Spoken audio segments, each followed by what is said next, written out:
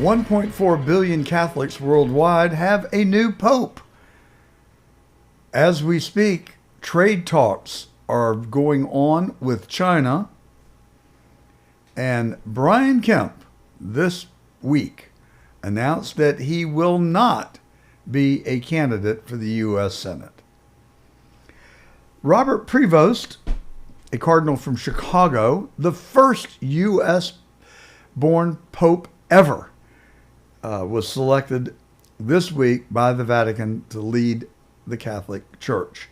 There are over 140 million Catholics in the United States. They comprise about 1 in 5 of every adult in America today.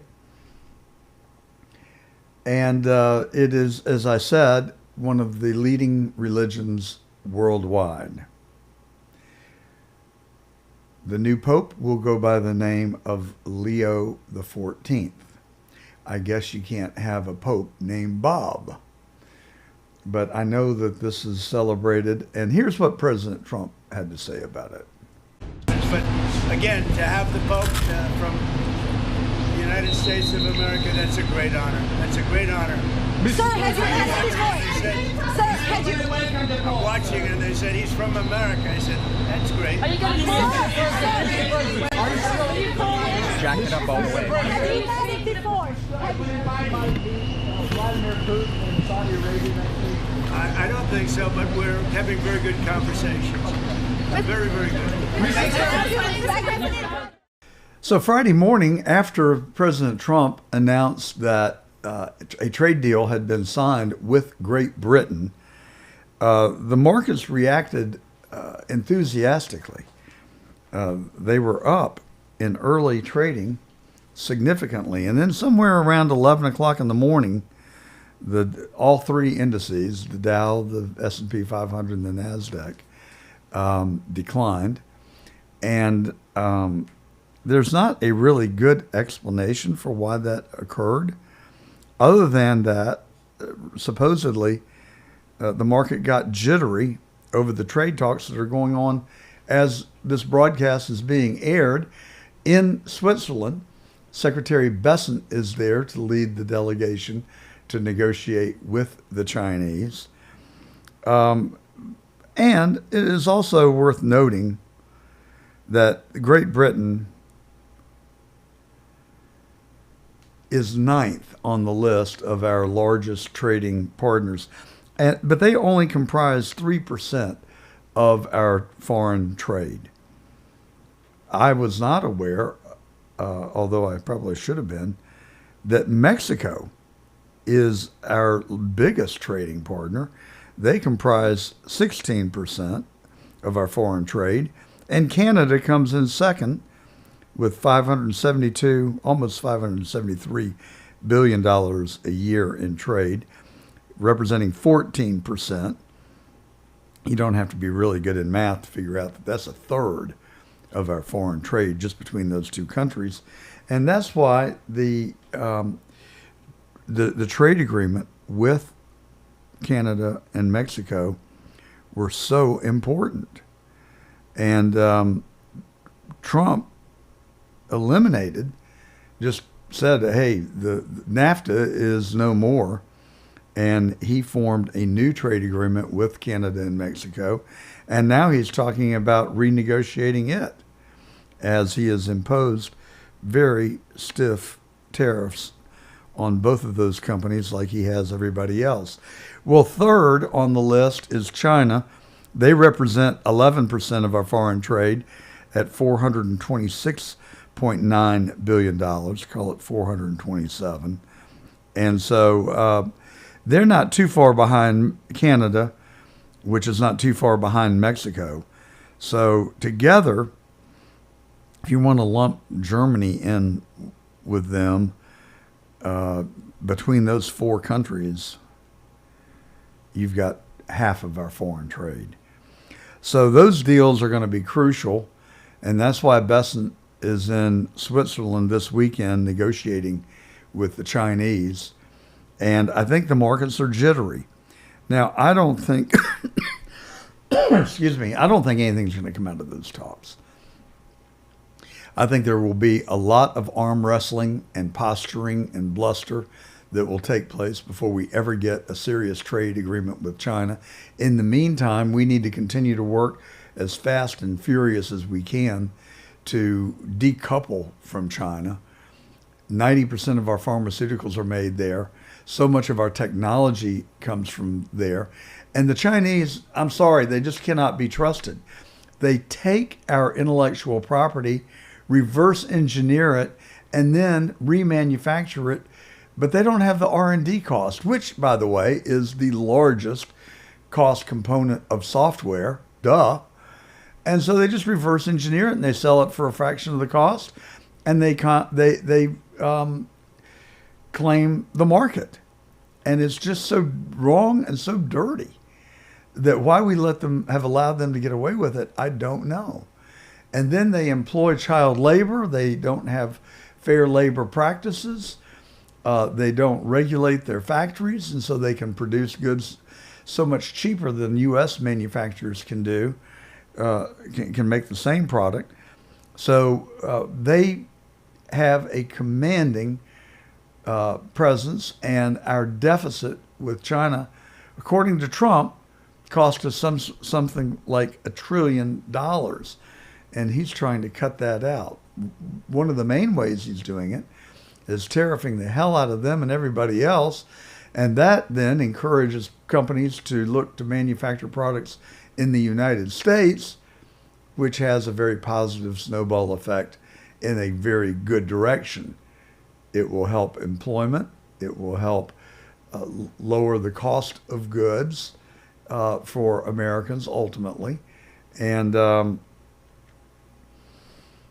meanwhile, China is our biggest foreign threat, but not only from an economic standpoint, but they use the money that they make off of us to build their naval fleet and make their ammunition and send 150,000 Chinese military-aged men across our southern border into the heartland of America. I mean, it's time that all Americans stand, and be counted. Take note. They've also bought over 100,000 acres of American farmland that just coincidentally is proximate to our military bases. So I think that you can look at all of our trading partners and put them in one category, and then take China and put it in a category of its own. We are putting them in check because their economy is in the gutter, and the tariffs have had a even more crippling blow. Young people in China are in revolt. They are headed for a Tiananmen Square 2.0. The housing market has collapsed, and manufacturing has come to a halt in many of their economic sectors. And so we want China to do well, but we also want China to play fair. And if we can figure out a way to get along with them, both economically and militarily, they could become a very strong alliance for us, but not while they're engaged in all this other stuff. So Japan, South Korea, Taiwan, and Vietnam make up the next big chunk of our trade.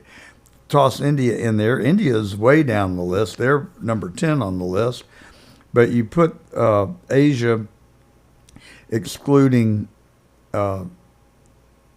China, in a group, and you've got 4, 8, 11, 14, 16% of our trade basically comes from Asia. And then the rest of it, as we talked about, the United Kingdom, it's a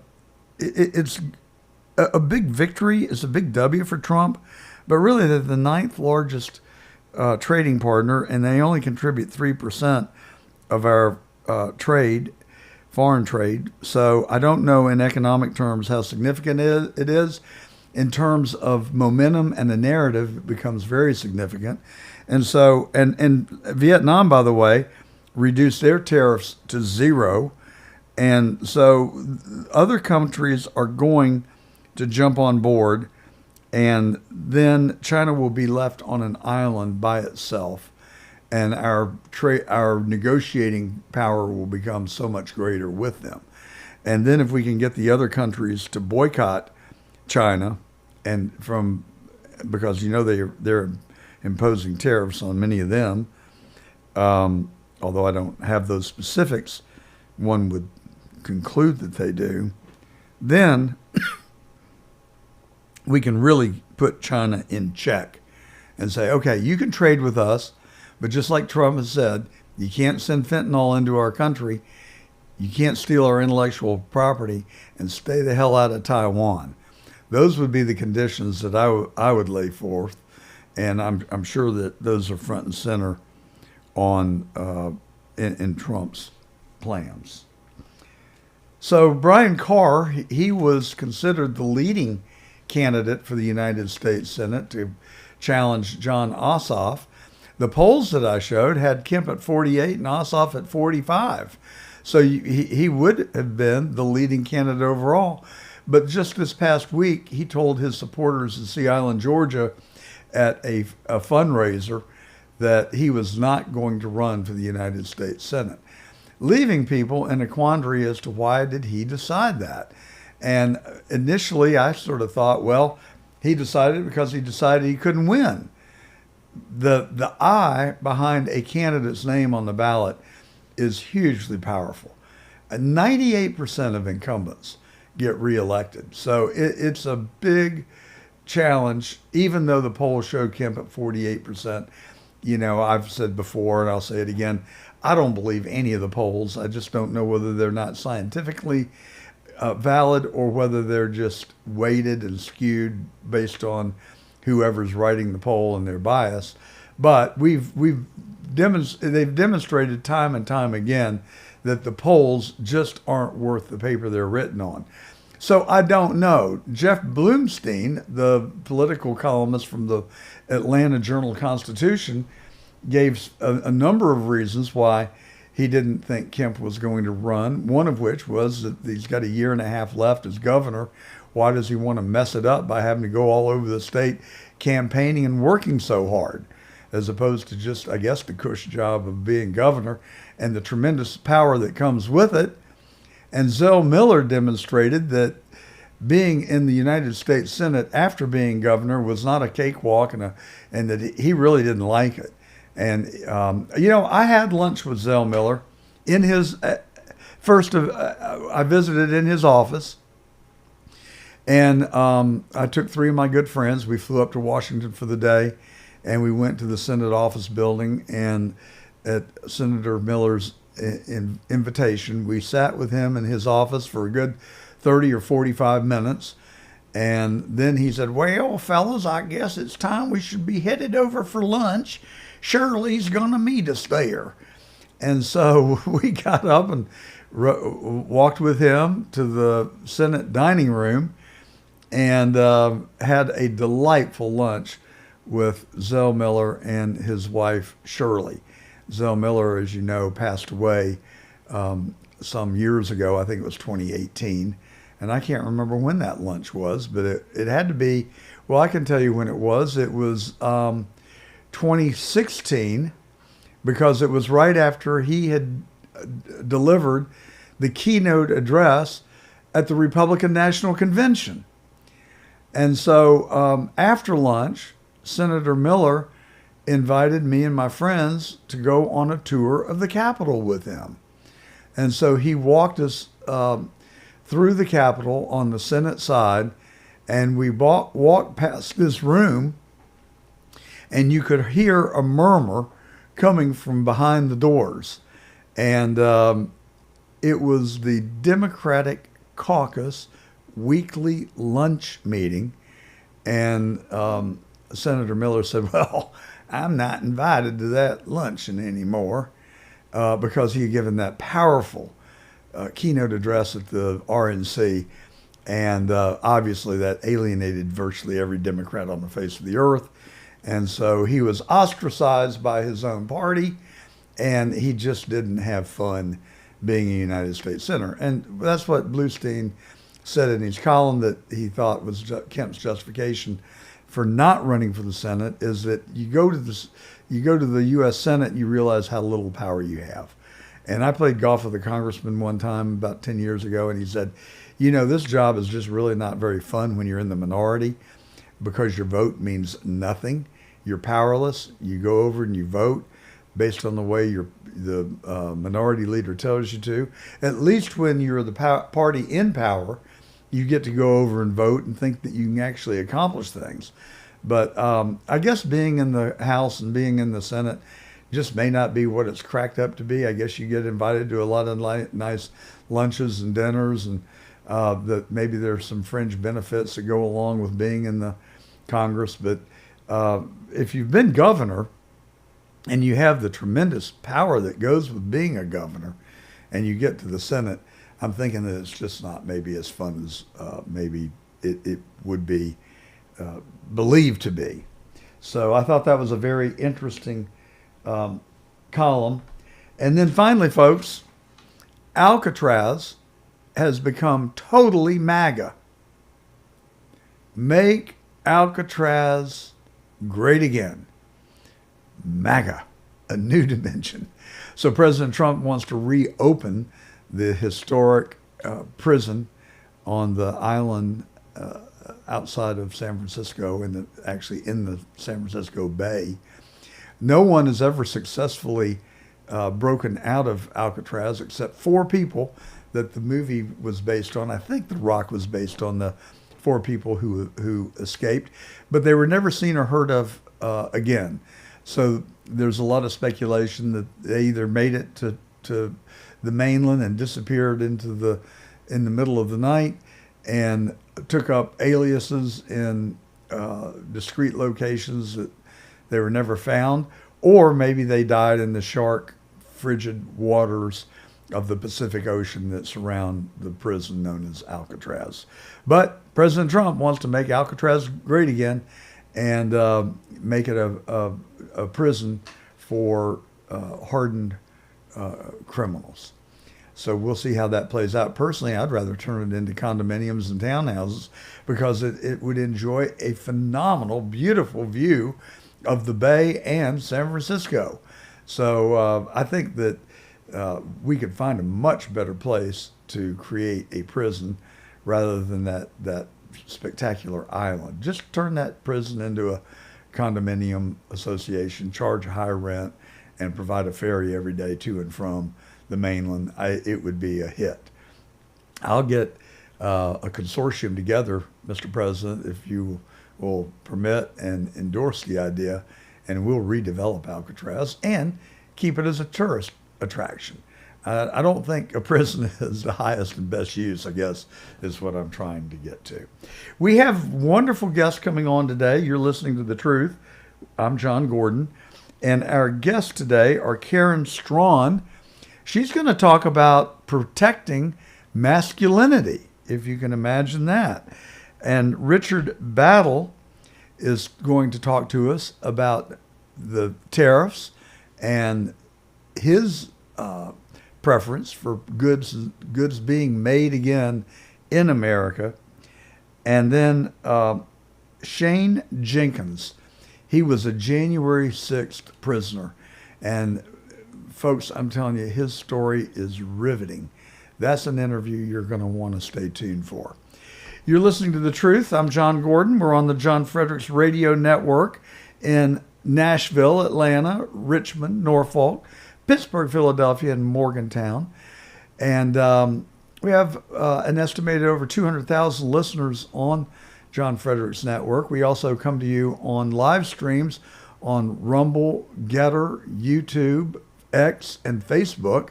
So you can join us live right now on those live streams, and you can join on Getter, and you can even interact with us there, as usually 5,000 to 6,000 people do every Saturday.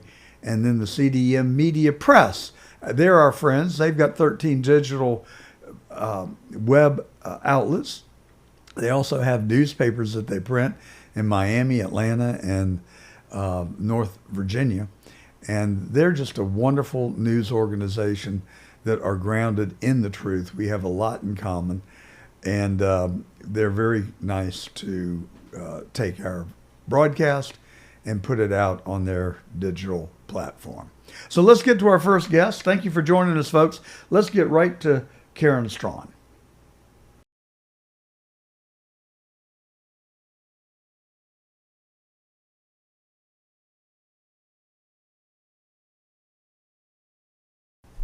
That's our time for now. Thanks for yours. If you're on the John Fredericks Media Network, we have to leave you now. But if you want to continue to listen to the rest of the show, you can come on over to Getter, Rumble, X, YouTube, Facebook. I hope you have a good rest of your weekend. Make it a great day. And we'll be back next Saturday at 12 o'clock, high noon on The Truth. I'm John Gordon. So long, everybody. A couple of weeks ago, we had on an impressive young man named Braden Sorbo. He's written a book entitled Embrace Masculinity. Turns out he has a kindred spirit. We welcome to The Truth today Karen Strawn. She is a critic of feminism and an advocate for men's rights. I can't wait to hear about this. Karen, welcome. Thank you for having me, and it's a pleasure to be here. So what set you down this path of criticizing members of your own sex and supporting dudes like me? Well, that's an interesting thing. Back in the sort of late 2000s, right, around 2008, 2009, I was going through divorce. And I had also started writing dirty books for women. And so I was a member of a bunch of, review websites and writers' websites and stuff like that. And one day somebody came along and just in the comment section and said, look at these losers over here. Let's go and give them what for in their comment section. And it was a website called The Spearhead, men's website, and it talked about all kinds of things. The article that they were pointing to was a complaint that you can't find hard science fiction anymore in books or in movies. It always has to have something to appeal to the ladies. Otherwise, and so like some kind of romance or something like that. And it was a petty complaint. But then I watched all of these feminist women just bombard the comment section under this article with all of this sexual shaming language, like you probably just have a small penis, or you just can't get laid, or all of this is very stereotypically attacking them based on like sexual stereotypes.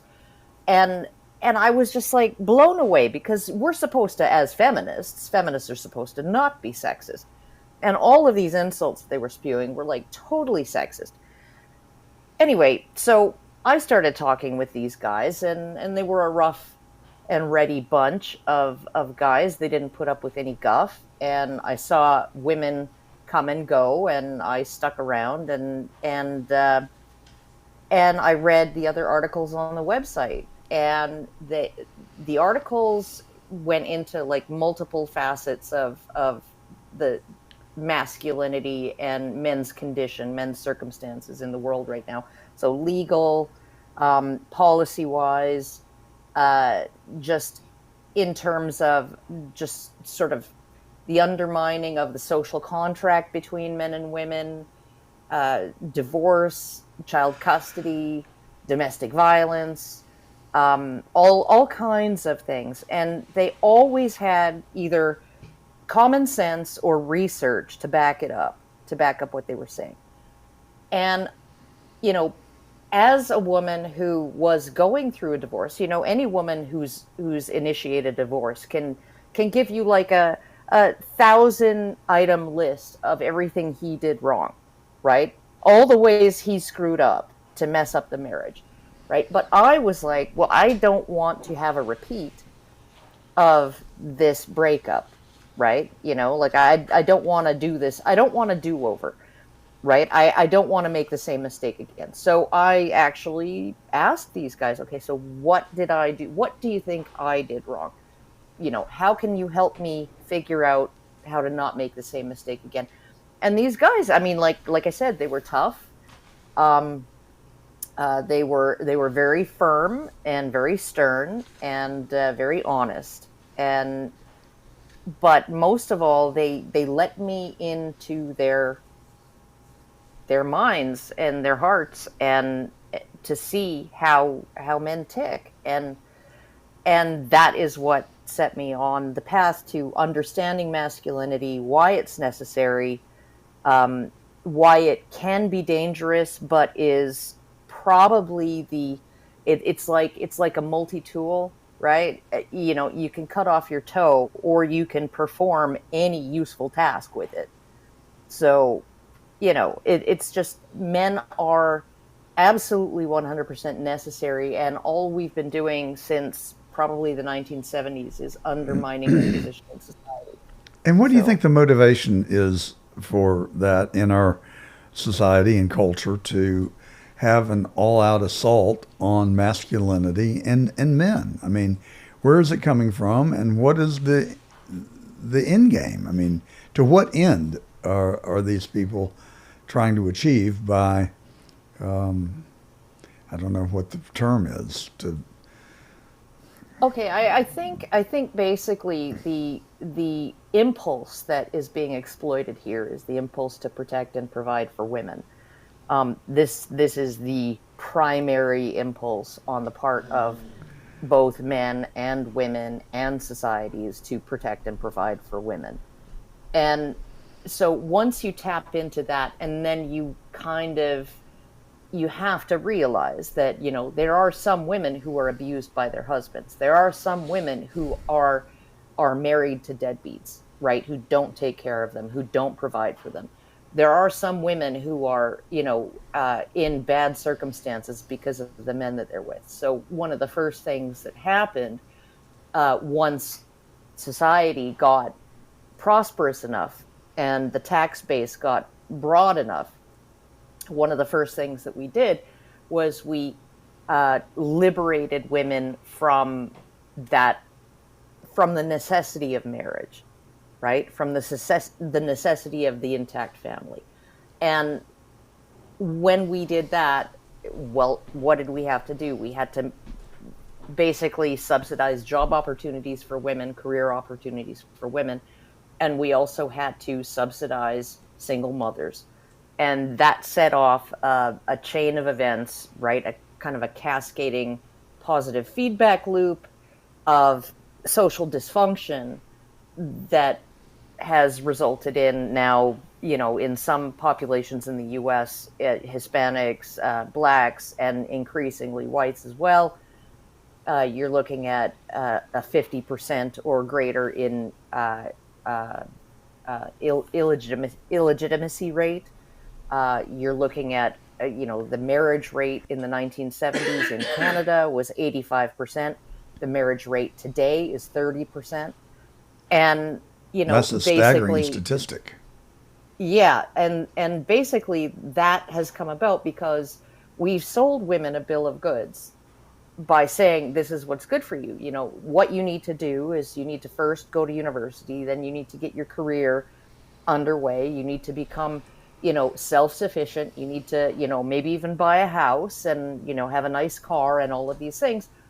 And they're doing all of that in their 20s when their sexual market value is its highest, because they're the most fertile. They're the most able to have healthy children. And they're the most physically attractive at that time.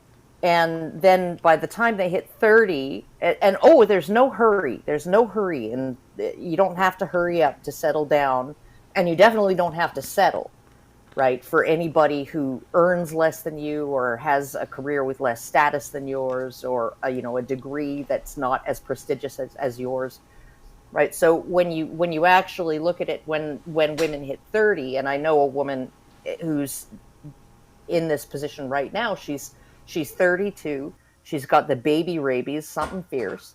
right? And she does not have any prospects in terms of forming a long-term relationship. And the problem is that when you start dating at 32, right, the guy knows you're in a hurry, right? The guy knows you have a limited amount of time, right? So it isn't going to be like, okay, a year-long courtship, and then we're going to, get married and move in together, and then we're going to save up, and then in 3 years we'll start trying to have a kid the way things used to go. It's going to be impregnate me now, or I'm going to move on to the next guy who might impregnate me, and who might be willing to go along with this. And women are increasingly in their 30s, women with good careers, engineers, nurses, doctors, are increasingly, lawyers, having to settle for men who are... I read this article about women who were marrying down, professional women who are marrying down, and it featured a couple, and they refused to give their names because it would be too embarrassing for the lawyer wife to admit that she was married to a plumber. Okay. This is where we're at. And what we're doing is we're kneecapping men in terms of post-secondary education. Women are now 65% of post-secondary attendees, right? And so, I mean, they're coming out with their degrees, right? With their prestigious degrees and their prestigious careers, and there are no men in their bracket, right, that they are willing to partner with, because we've artificially boosted women in education and artificially suppressed men. That's the part that I don't really get. I mean, It's because they don't want to acknowledge human nature. Yeah, the realities of life and the world and the laws of nature. I've never really had a problem with, and in fact, celebrate the rise of women in the workplace. I mean, since I was in grammar school, I've recognized that women, I think, are smarter than men. You can't really generalize like that, but that's sort of been my experience. That in grammar school and middle school, high school, the girls always got the best grades. Yeah, that's because they're more diligent. Maybe I don't know. And compliant. And so I've always been very willing to work with females in the workplace and never gave it a second thought, really. First job I had a female boss.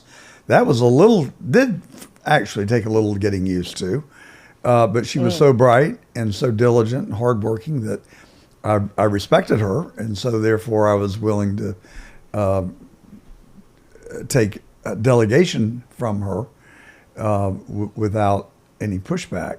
So, and I think that, how can you argue that two people doing the same job should not be paid at the same wage, given equal performance? And so, sure, I celebrate all that stuff. The thing but I also really like girls, and I really like femininity, and I don't see where the feminism conversation needs to marginalize men. I mean, why can't we have our cake and eat it too? I mean, why can't we allow and encourage women to work and to get equal treatment in the workplace, but still allow the rules of nature to prevail? Who are we to try and change that? Oh, well, the rules of nature. Okay, so there's a reason why women are hypergamous. Hypergamy being the tendency to marry up the social ladder or the socioeconomic ladder. They want to marry somebody who earns more than them and has higher social status than them. Okay, and this is, like, I do not begrudge this. This was, I mean, whether you want to take a biblical approach to it, or whether you want to take an evolutionary approach to it, or kind of fuse the two of those, right? Women are when women have babies, right? When they're pregnant and they have babies and they're nursing, they need to be taken care of. And also, the new mouth to feed also has to be taken care of. And so, whatever mate a woman chooses is going to have to not just provide as much as she can do on her own. He has to provide more. He has to be able to, because she can already take care of herself and he can already take care of himself, but he has to take care of multiple people in order for her to feel safe and secure in her ability to raise her small children. Like this is absolutely, it's ingrained in women. It goes back thousands of years, hundreds of thousands of years, arguably, and there's no getting rid of it. Okay, but what we've done is we've priced women out of the market, basically, we've helped women price themselves out of the marriage market, because now for every 8 female lawyers, there are 4 male lawyers, and for every 8 female doctors, there are 4 there are 4 male doctors, and a male doctor will marry a nurse. A male doctor will marry a girl who folds scarves at the Gap if she's an entertaining conversationalist, right, and physically attractive, right? A female doctor will not marry a male nurse or a plumber or anyone who is anything less than a male doctor. And often she won't marry a male general practitioner because she wants a surgeon or somebody who's in differential diagnostics or somebody who's a pathologist or something like that, right? That he's a specialist, he's specialized, he went to extra years of school, and now he does brain surgery on young children with cancer and stuff like that, right? That's what she wants, because why would she want just a lame old GP like her, right? So I'm looking at it and I'm thinking, we've completely screwed this up. And as far as I can tell, the intentions were good, but when you look at when did the single parenthood, single motherhood epidemic start? It started with the war on poverty. That's where it started, right? Because back then, and it's changed now, but too late. But back then, Americans were not willing to pay able-bodied, employable men to sit at home and not work. They were willing to pay mothers who did not have male partners but had children. They were willing to pay them to sit at home and not work and look after those children, right? So that incentivized a huge amount of men to leave their families, because it was, if they were underemployed or sporadically employed or unemployed, it was at least a paycheck for their kids, right? And it also incentivized a whole bunch of women to kick their men out, to kick their husbands out. And because it was the best way to secure a steady paycheck. The government is now the husband. And, on top of that, she doesn't have to put up with the government farting in bed or leaving his dirty socks all over the floor, right? She doesn't have to pick up after him. She doesn't have to fetch him a beer, right? She doesn't have to do any of that. And so, but the government is going to pay her on the regular in order to be able to raise her kids by herself, as long as there's no man in the house. And that really kicked off the scourge of single motherhood and fatherless children. And when children are fatherless, when you look at particularly with boys, if you don't have a father in your house, what's your first kind of on the regular, almost on the daily male, responsible, decent male role model? Your grade 8 math teacher? The entire rest of your childhood is dominated by women. So what is appropriate for for men and how they are to react to all of this? Do they just keep their head down and keep soldiering on? It seems like women have a unique ability to kind of work together, conspire against men. I don't know, girl power. They talk about it. If guys talk like that, they're sexist. Oh, of course, and you even see this, in the the phrase is confession through projection, right?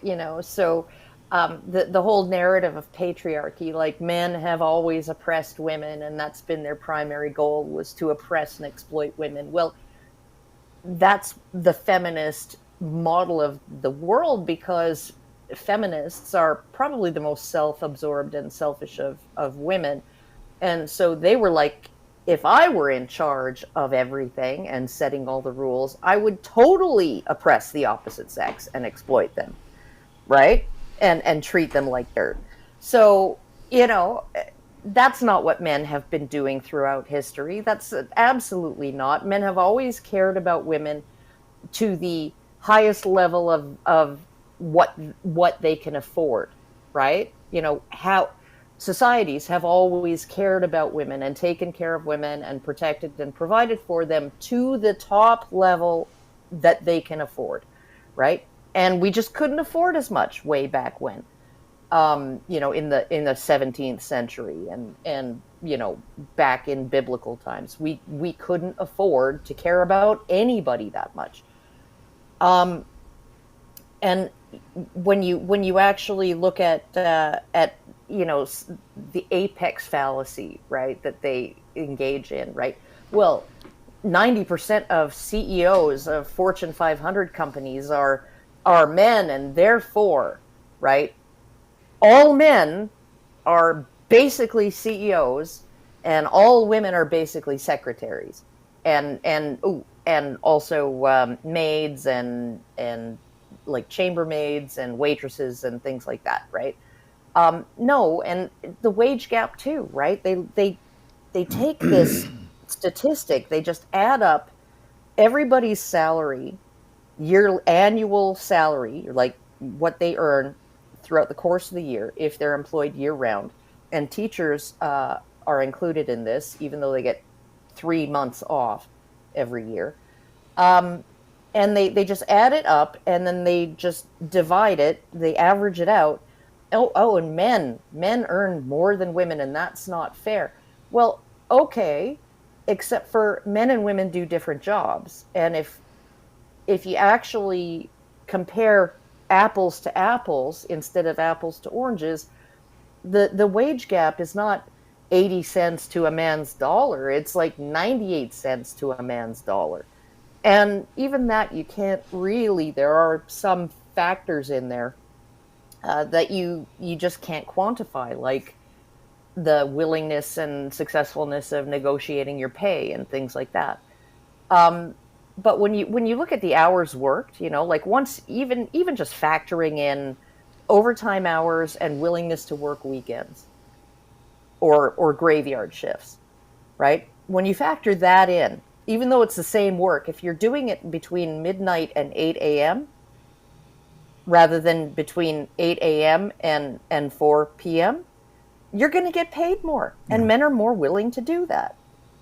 And that's just the way it is. And they have to pay more for the graveyard shifts, or nobody would work them. Because women aren't going to. Well, you've certainly given us a lot to think about and have provoked some great thought. I talk politics on this channel all the time. It's hard to talk about politics without talking about race. And I'm pretty comfortable talking about race and just feel like I try and tell the truth and don't conform to a narrative. And I started out being somewhat timid about it because, if you say the wrong thing with the best of intentions, it can really backfire. I find myself in talking to you today to be very timid about talking about the sexes. And I don't know where that comes from. I guess I just don't want to be mislabeled a misogynist. And we throw out all these adjectives, and people get, I think it has a chilling effect, basically. And it really kind of prevents us from being able to have honest dialogue for fear of saying the wrong thing and having to pay the ultimate price. Well, I mean, look at it this way. If the patriarchy, if the system that sets all the rules, right? Like the patriarchy that lives up in the sky and dictates everything we do and how all our laws and our social interactions go and all of that, right? If that system was misogynistic, then calling somebody a misogynist would just be like calling somebody normal. It wouldn't be an insult. It wouldn't be silencing. It wouldn't be capable of silencing anybody. Now, call somebody a misandrist, and they're just like, whatever. Okay. Yeah. So, I mean, like, okay, a misandrist is somebody who hates or fears, irrationally hates or fears men. Okay. You call somebody a misandrist, if they even know what it means, they don't care that you called them a misandrist. Is that right? that in part a consequence of the Me Too movement? I mean, oh no, it's been going on. Like, the word misandry has existed forever. Same with androphobia; it's been around a long time, but it didn't show up on spell correct until probably about 5-6 years ago, and it's never been anything that anybody found insulting, right? I mean, you look at the roles that we expect of men. We expect them to go out in the harsh weather and fix things for us, so that women can flip a light switch or turn on a tap and it'll do what it's supposed to do, right? We expect men to go to war for us and die for us. We expect men to leap in front of bullets when there's a mass shooting or something to protect women and children. When they fail to do that, when they instead run away, then they're called cowards, right? So, I mean, like, we have evolved to just not care about men in the same ways that we care about women, in terms of keeping them safe from whatever might harm or upset them, right? And this is the same with children, right? We don't want, children cry. Well, why do they cry? It's because they're summoning expert adult help to help them resolve a problem or a situation that is making them hurt or upset. Right? And that's why women cry. And that's why men have a hard time crying. And it's biological. Men have a hard time crying because nobody cares when men cry. The best thing that can happen.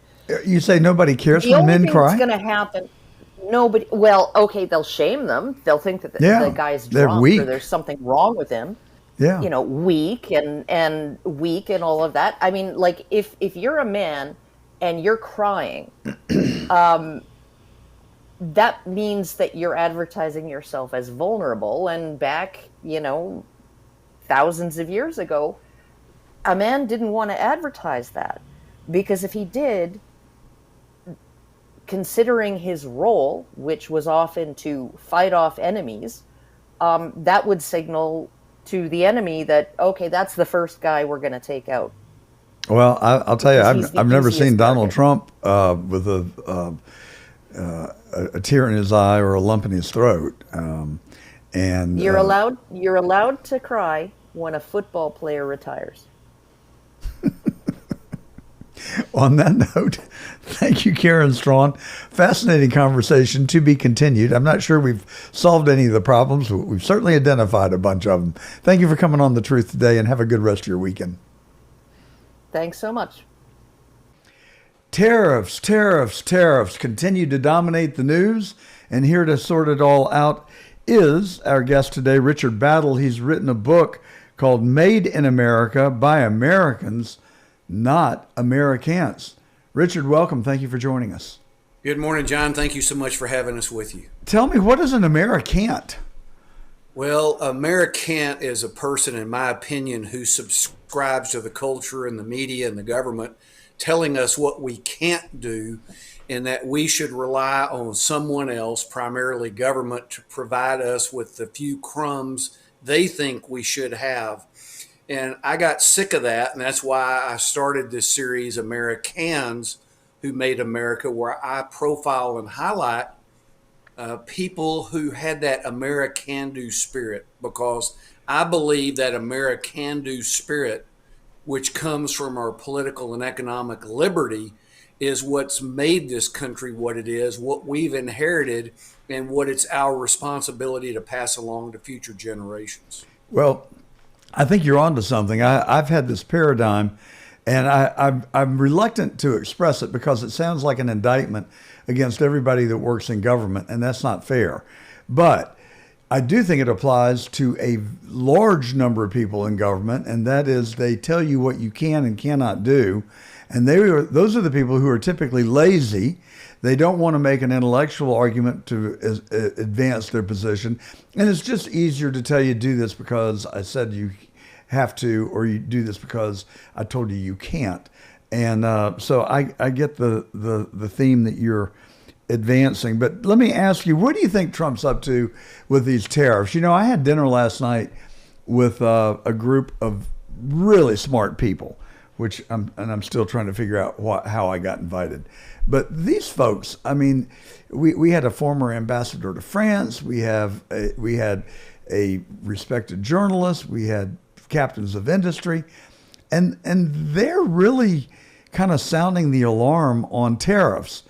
I kind of listened intently and didn't say a lot because personally, I think tariffs are a great thing for the future of our country, but it's going to take some adjustment period to get to the benefit from tariffs. What's your take? Well, first thing is I believe that the media is oversimplifying the issue, and they're expecting results too quickly. And this issue is a little more complex than most people's attention span for the media. And so they're not allowing him to do what he does best, which is negotiate favorable terms for our country.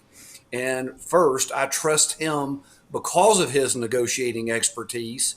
And second, he's identified something that's probably lasted or existed since World War II, and that is our country not only fought to help win World War II and provided goods, then we rebuilt all these countries, and then we set up these trade deals to give them favorable terms for years and years and years. And so he's saying we're going broke doing this for all these countries. We need to reset the table more favorably in our direction. And I think a combination of tariffs and renegotiated trade deals are going to be the result, and it will help our economy for generations to come. Bingo has been called. That is a perfect explanation. And I think you must be a frequent listener of the truth, because we have advanced that thought for the last month. You know, these trade deals were put into effect in the late 40s and early 50s, and they've just lingered for 70 years. And it's time to go clean out the barn and shake off the dust and reformulate. What was established that long ago has no bearing today. And it really is just a simple, I mean, I've got a simple brain, so I can give you a simple explanation. We charge a quarter for an apple, and they're charging us $1 for an orange, and that's just inherently wrong.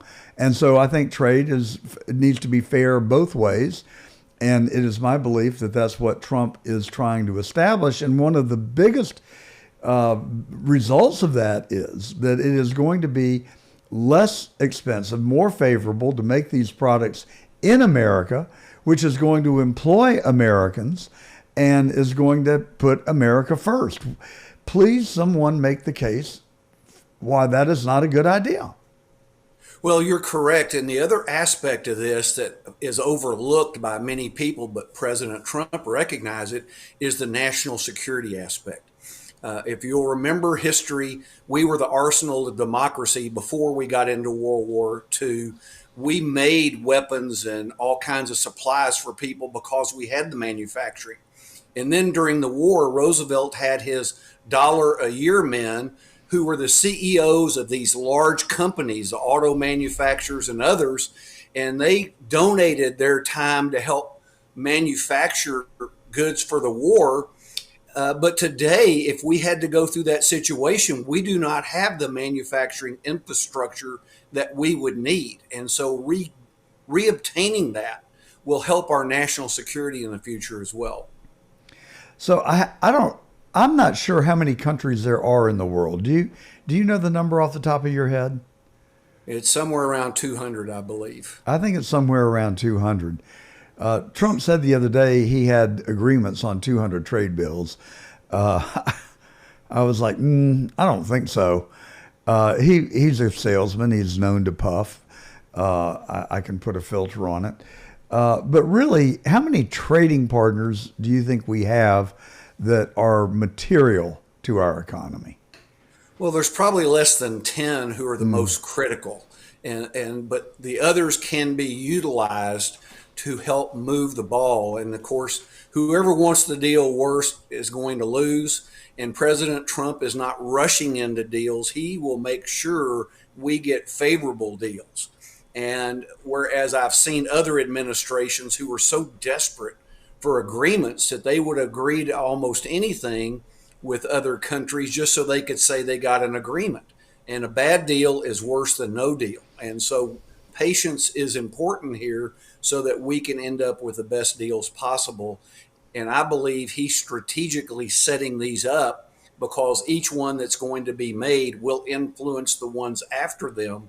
And so I think he will want them in a certain sequence to add leverage to the leverage he already has. So I'm so glad to meet you, Richard. You and I think a lot alike. I'll tell you, I identified the EU, India, China, Asia, Canada, and Mexico. I don't know who I've left out there, but that's 5 trading partners. I bet you they make up 90% or more of our trade. And so really, I think what he is endeavoring to do is to get 3 or 4 maybe lesser players in line. Vietnam has already said they're reducing tariffs to 0. Other countries are coming to the middle. He's met with the Prime Minister of India. I think that we are engaged in active talks with India and that we're probably close to a deal. The EU seem to be the people that we've treated the best who want to punish the worst. They're just like spoiled children is my take on it, frankly. Oh, daddy, don't stop giving me money. And but they're going to have to grow up now. And you touched on a very important point that the media and no one else is really talking about. And that is our defense of Europe, both historically and currently. And that's a baseball bat that Trump has got. That is the Trump card, if you will, that he can play if the EU wants to try and push back. Well, that's exactly correct. And again, the leverage he has, and he recognizes it as a deal maker because of our trade deficits.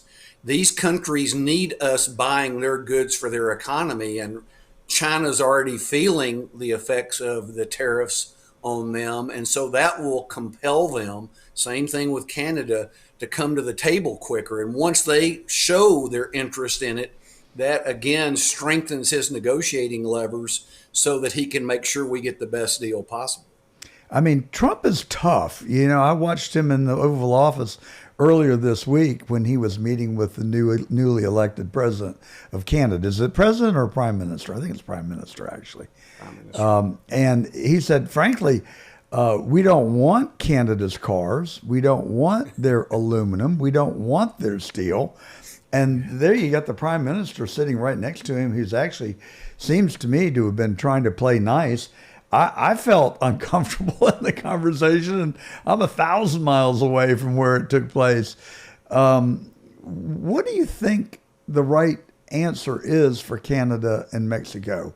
We Well, lump and them together, let me but I state think a they're couple. vastly apart in terms of their economies and socio-economic levels. Well, let me state a couple of things that I think are real important about his style. He's not a politician, which is obvious, but he's negotiated in the past with his own money and his own risk. Most politicians only negotiate with other people's money. There's no consequences. And so usually they want to swap a deal and pat each other on the back. And so his experience there, I think, is extremely important. The other thing that a great negotiator does, everything he says is part of current negotiations, but he's also, when you're negotiating the deals now, he's already thinking of 3, 4 deals down the road, which are on other topics, including national defense and other things, while the media and the culture are just focused on the present and the deal on the table. And that will benefit us going forward even further because he's laying that groundwork for those other deals. So, what do you think he's up to with talking about making Canada the 51st state? The thing that has amazed me over the years about Trump is that he makes these outlandish statements, and then damned if 2 or 3 years later, what he said actually becomes reality. What are the odds that you would ascribe to Canada becoming part of the United States? Well, first, I would not bet against him. Second, Alberta right now is already going through their own issues with the Canadian government. And if we look at Canada, I mean, their GDP and population are about the same size as my state of Texas. So they're a much smaller country population and economy wise, even though they have vast lands. And so I think there's possibilities. We've seen in our history, obviously, the Louisiana Purchase. Denmark says they don't want to sell us Greenland, but Denmark sold us St. Thomas and the Virgin Islands back in 1917. So there's precedent of some of these type deals. And I see him as a visionary playing a game to make America the greatest country that it can be going forward. And that's the person I don't want, because I believe the best government's the closest to us and the worst government's the furthest away. And Washington's too far away for me. And I certainly don't want a government in Brussels or some other European capital as a global government. You have a great command of history, and you make a phenomenal case that I hadn't considered. Is Alberta kind of our California? Well, it could be, and obviously there's other states, including Texas and parts of Washington that wants to go to Idaho. There's all kinds of movements in this country right now for people to reassociate with different governmental bodies. God knows a lot of New Yorkers have come to West Palm Beach and Palm Beach. I'm not sure that's such a good thing. We love the increase in sales tax revenue and property tax revenue, but boy, I tell you, the traffic used to be a lot quieter and the horns a lot less blaring. Back on point. It seems to me that Trump is literally reconstructing the economy of the United States in real time before our very eyes. He is talking about potentially balancing the budget in time, interjecting the greatest tax relief of any U.S. president, imposing tariffs, which will have the effect of creating investment in America. This morning, he said that he's got commitments of $9 trillion of new investment. That is going to have the beneficial effect of eliminating unemployment in its entirety. We will have created a labor shortage by the time $9 trillion is spent on new tools, plant, and equipment, and the people that are going to be required to work there, not even to mention the hundreds of thousands of construction jobs and building materials that will be used. It just seems like we have the potential to really catch on fire here with the U.S. economy. And it's happening so fast. Well, and I agree with you 100%, but I think it's even bigger than that from the standpoint that he's going to reassert our republic. And I'm sick of politicians on both sides of the fence talking about preserving democracy. We're a republic. Aristotle said republics decline into democracies, democracies degenerate into despotism. And so the republic has been diminishing really since the early 1900s, 1913 with the Fed income tax and the direct election of senators. Since then, there's been this movement to take our focus off republic and make us think of a democracy, the Pledge of Allegiance not being spoken in school, for example. And to me, a republic gives us much more individual freedom versus the collective power that we see in a democracy moving to a global socialist government. Well, we had a guest on just last week from the Mises Institute, located in Huntsville, Alabama, I believe, or Tuscaloosa, one of the two. Tuscaloosa, I think. They're a think tank that study the economy. And he said that he felt like America's republic went out the window with the formation of the Federal Reserve Bank and the fake money that they print and the control that they exercise over interest rates, which then has phenomenal effects, good or bad, for our economy. And so it sounds like you're kind of making the same case. Well, how do you distinguish a republic from a democracy? That's a great question. What are the key That's one distinctions that you highlight? Yeah, we should make sure to teach our children and grandchildren, because a democracy is basically mob rule. And so majority rules and everyone else has to sit down and shut up. Whereas in a republic, there are safeguards built in to protect the minority political views and at least keep them from being run over by the majority.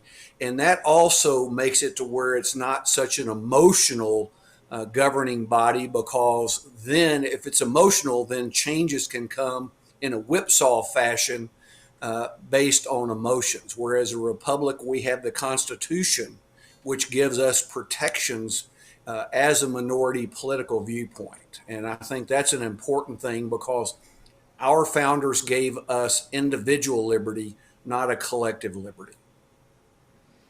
Well, I think a lot about the very topic that you're illuminating for us, and I think it's very real.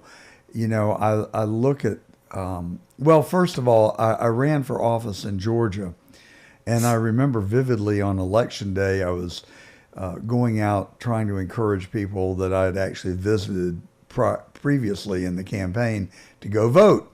And I rang a doorbell, and a very nice lady came to the door, and she said, "Oh, you don't need to bother with me. I've already voted." I said, "Well, I'm not going to put you on the spot and ask you who you voted for." She said, "Well, I don't know. What's your name?" And I said, "John Gordon." And she said, "Oh, yeah, I voted for you." She said, "I voted for you because I like your name."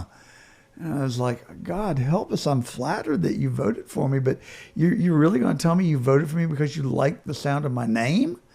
But you see it played out every single day in the news. I mean, people are going and taking shots at Tesla dealerships, burning Tesla automobiles, throwing Molotov cocktails on them, and keying people's property that happen to be driving Tesla. And why? Because Trump hired or put Musk in place to reduce fraud, waste, and abuse of taxpayer money. Now, I just can't put that together. So why would someone want to protest eliminating fraud, waste, and abuse? Well, I think the general thought there is they're trying to protect their jobs in government funds. They are either paid to do that, or they're in a class where they make money off of government. And if you look at 8 of the top 10 counties in the U.S., they surround Washington, D.C. When I land at the airport in Washington, I have to hold my wallet because I feel this sucking sound of my wallet toward the Capitol. And so we want a smaller government closer to us without all of these expenses. David Brinkley, in When Washington Goes to War, wrote a piece that I just cannot forget.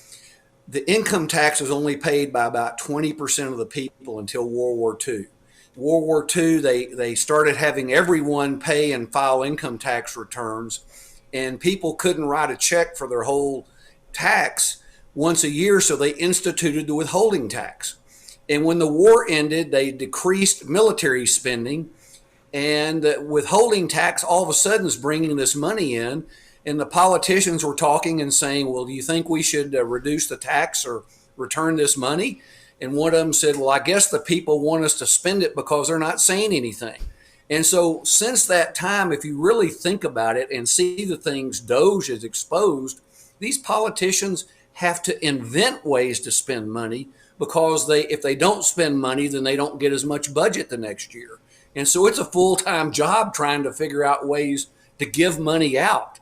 And then they have the politicians and the other people in what I call the all-you-can-take buffet.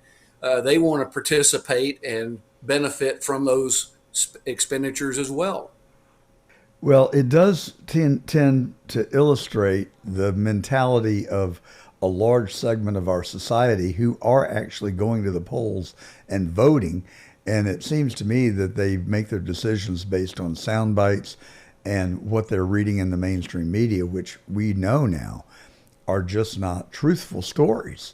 And the way that they are portraying Musk and portraying Doge are basically just falsehoods. They're working for free. They're brilliant people that are working on behalf of every single living American, except for those who are feeding at the trough. And, you watch these demonstrations that are taking place. The signs in Portland look just like the signs that are in West Palm Beach, and the talking points are the same. I mean, it seems to me that Kash Patel and Dan Bongino should be investigating where this domestic violence is coming from, and that we need to track the money back up to the source and hold those people accountable for being domestic terrorists, because that's basically what they are. And for ends that I just don't understand. I cannot wrap my head around it. Well, exactly. And then we find out that grants and other monies are going to NGOs, and that money's going to those groups. And so they're using taxpayer money in a lot of instances to fund these activities. When we had the Biden border issue, the NGOs were being funded by the U.S. government. So we were basically funding money to bring illegal aliens into the country, which money those illegal aliens representatives were paying to the cartels, which means we were paying the cartels to import illegal aliens into the country. That's how ridiculous it was. And now you've got judges that are trying to stand in Trump's way of sending those people back to their home countries. And these people are certified criminals because they entered our country illegally. And we have an immigration process that we welcome people from foreign countries to come to our country. But you got to follow the law in doing so. So how do we stop these activist judges that are trying to stand in the way of the duly elected president of the United States, who was voted in by 77 million Americans? Well, I think that's a great question. I was privileged in Texas to serve for 8 years on the Texas Judicial Council. It was chaired by the Chief Justice of the Supreme Court, and its objective was to help make the Texas court system work better. Each state has one of those, and there's a national one. And that group and the U.S. Congress and the Supreme Court, which is the only court authorized in the Constitution, those are the three bodies that can affect how these other courts operate. And I think that they have to act, because when we allow, regardless of which side of an issue, a district judge to set up a national stay of an act or influence national policy, that gives that individual out of those 700 judges more power than the president or any other person in Washington. They are usurping the power of the president. Republic that way at all. Yes, I am so on board with what you're saying, and it sets up a constitutional crisis between the presidency and the judiciary, I think the Supreme Court has got to come to the table and make the right decision. If the president is enforcing the laws of the land, which is his job, every living American has to support him in doing so. But there are some evil forces at work in our country, and I fear that that's part and parcel of what we're seeing. Richard Battle, you are an inspirational person to me, and I've so enjoyed our conversation today, and I don't want to end on a bad note, but I think I would be remiss if I did not give you praise and props for the adversities that you have overcome. When I was a kid, I had my share of adversity. I had an alcoholic parent, and it was a very difficult burden to live with. Even though I love my mother very much, she was ill, and her illness was alcoholism. But when I look at your past and think about the adversity that you've experienced, I have no justification at all to complain about anything that's happened to me in my life. But you survived a fire that actually killed one of your neighbors. You experienced financial ruin during the Texas and the national real estate collapse in the 80s. You went through a divorce. You experienced 2 heart procedures.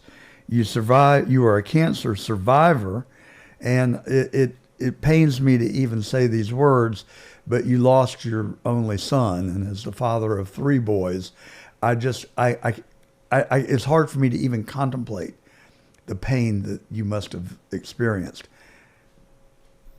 I don't know how to phrase the question. How do you keep putting one foot in front of the other, and how have you become successful in spite of all these adversities? Well, thank you. And first thing is, there are people who've been through much worse than me, and I've been blessed to have had recognition and success in many, many places. So it's an interesting balance that I've experienced. But a couple of things that really help me, whenever I have the tendency to start thinking negative thoughts, I find that I'm doing that because I'm thinking about myself. And when I think about other people and what I may be able to do to help them, my thoughts are much better and more positive, and I get the focus off of myself. And to me, that's one of the greatest things. Second, the tendency when we suffer is to think, why me? And I discovered, for at least me, I think that's the wrong question to ask, because I believe why me looks in the past. I don't believe God is there. And we can get trapped in the past, focused on that negative event. I believe the right question for us to ask is, what now? What lesson am I supposed to learn from this that I can make positive for myself and help others? And I think looking that way looks into the future, and I believe that's where God is, waiting for us to come with Him so we can fulfill His purpose. And I only want to suffer once for one lesson. So whenever I have an experience, I want to figure out, what am I supposed to learn out of this so I don't suffer a second time. And it's served me well, and hopefully helped me to help others. Because like I say, I know people personally who've been through much worse than I have. And I just hope that I can use that for benefiting myself and others. Well, you have been an inspiration to me in these last 30 minutes, and I'm so grateful to you for coming on, sharing your story, being willing to be as vulnerable as you have. And I commend you on such a great, optimistic, and an attitude that I would say reflects gratitude. And I think that is a very redeeming human quality. And I just commend you and thank you. It seems to have worked out pretty well for you in terms of your approach to your adversity. You're an executive with Reynolds and Reynolds. Is that the car company software support company? Yes, and I retired or reformed executive with that company from some years ago.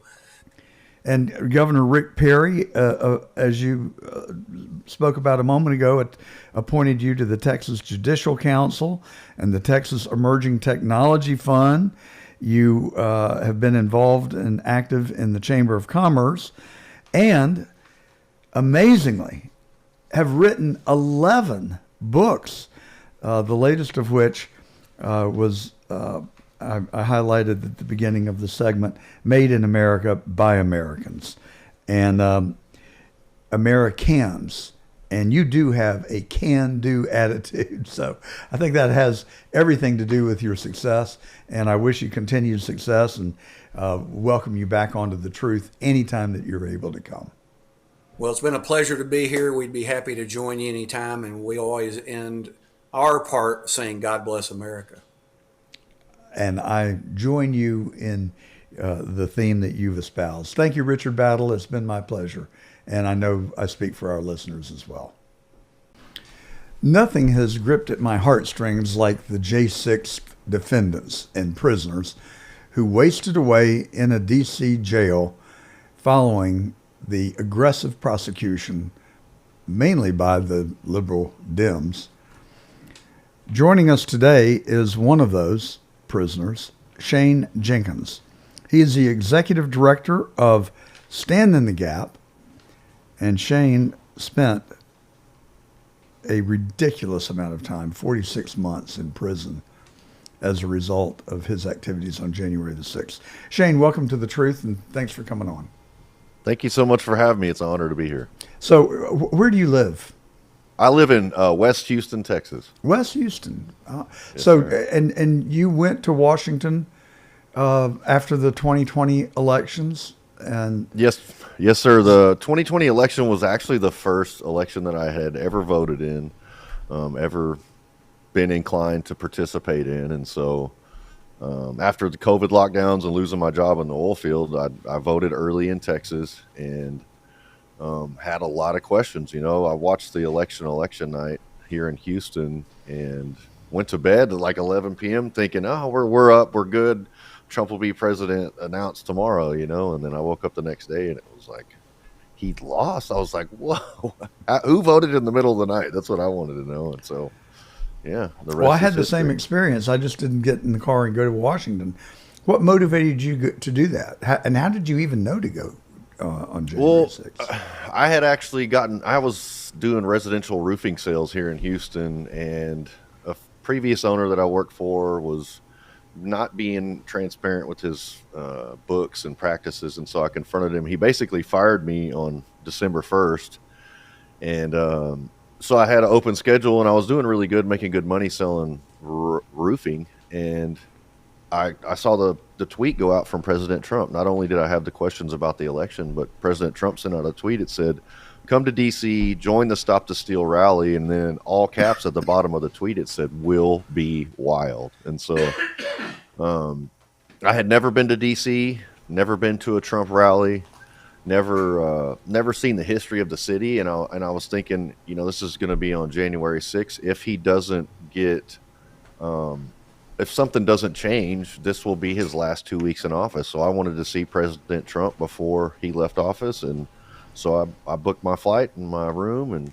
went on down there. Good for you. So where did you go when you that fateful morning when you left your hotel room?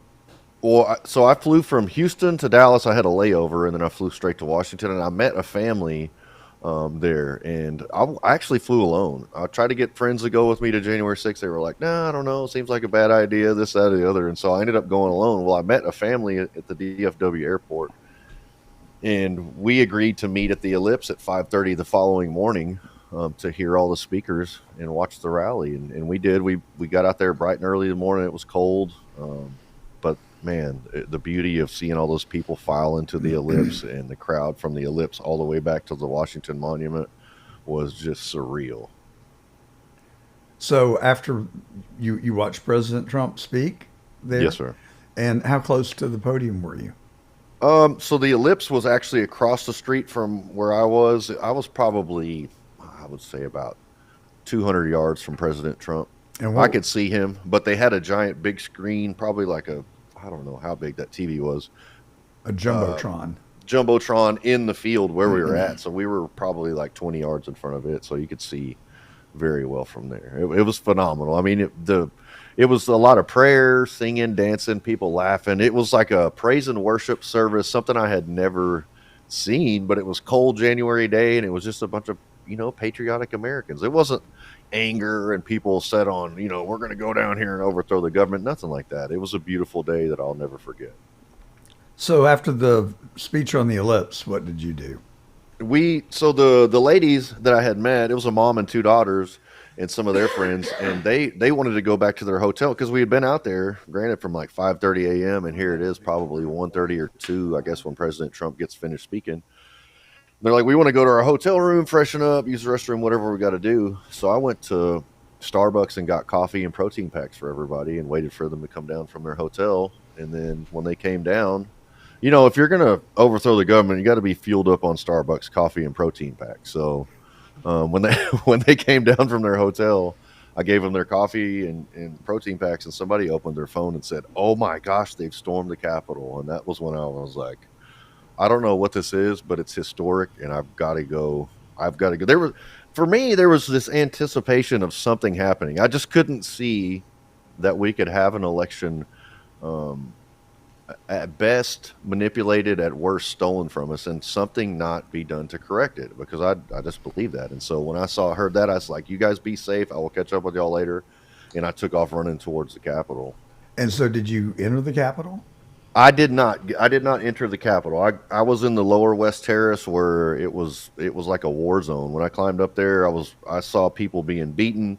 I saw people, when I climbed over the barrier wall, I saw people bloodied. I saw people crying, and I was like, what is going on over here? So I worked my way up through the crowd and got up to the side of the tunnel and just kind of stood by and watched and witnessed people being assaulted. I would later be assaulted.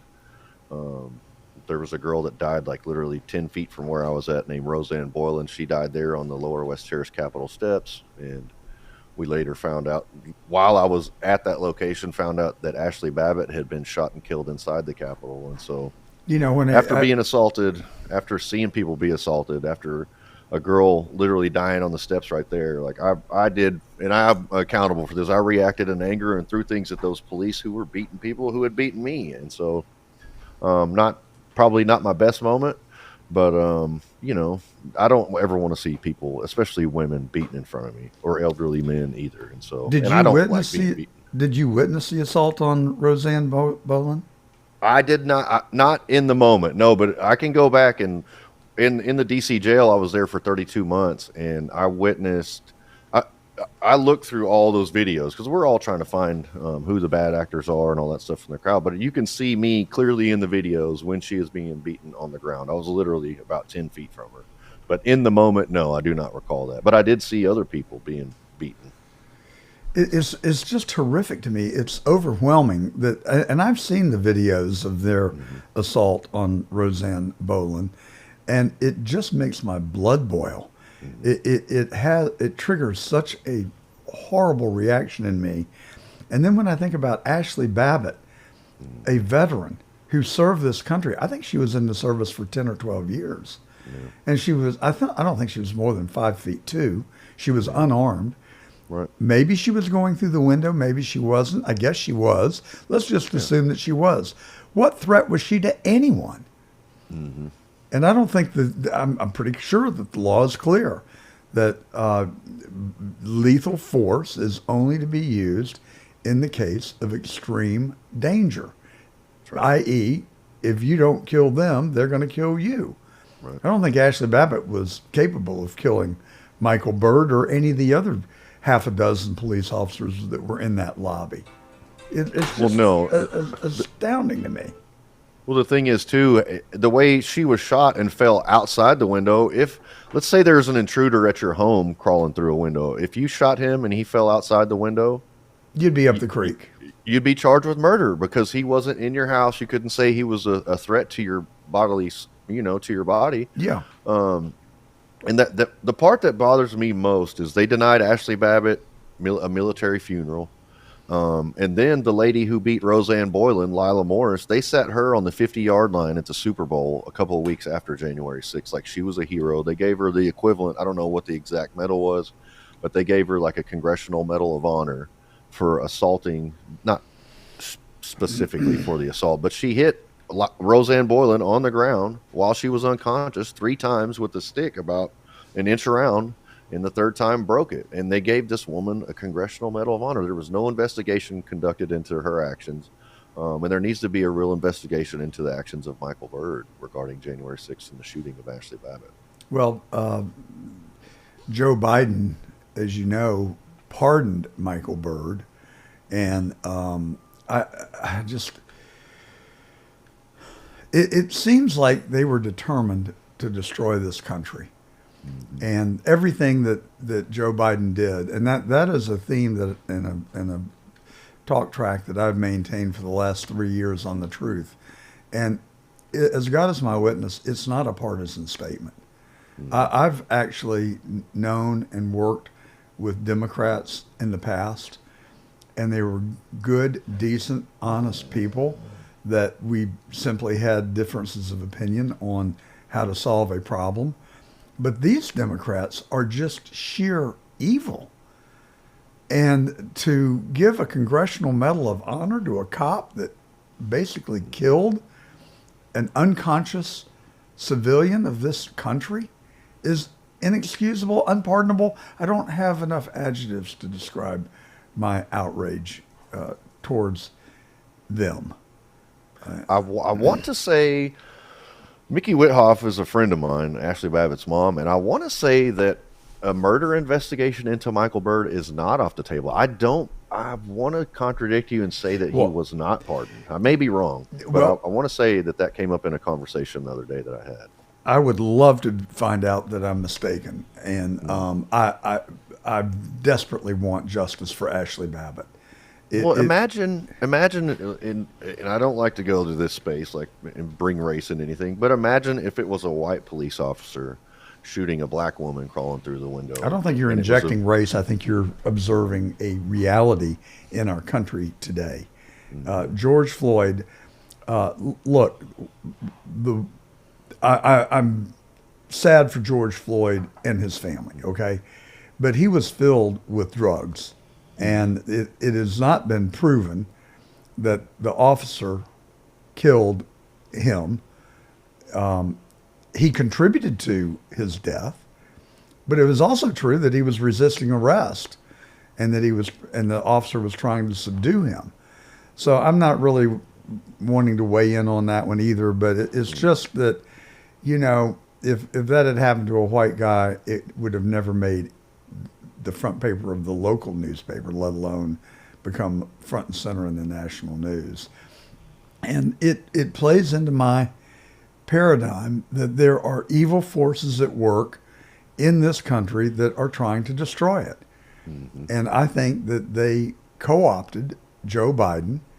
You look at the things that he did, allowing 10 million aliens to come into our country, many of whom were murderers, robbers, rapists, and now we're paying for his dereliction of duty. But it's not dereliction, it was intentional. And allowing spy balloons to float over our most sensitive military installations, are you aware that 150,000 military age fit Chinese men crossed our southern border and are still living within our borders?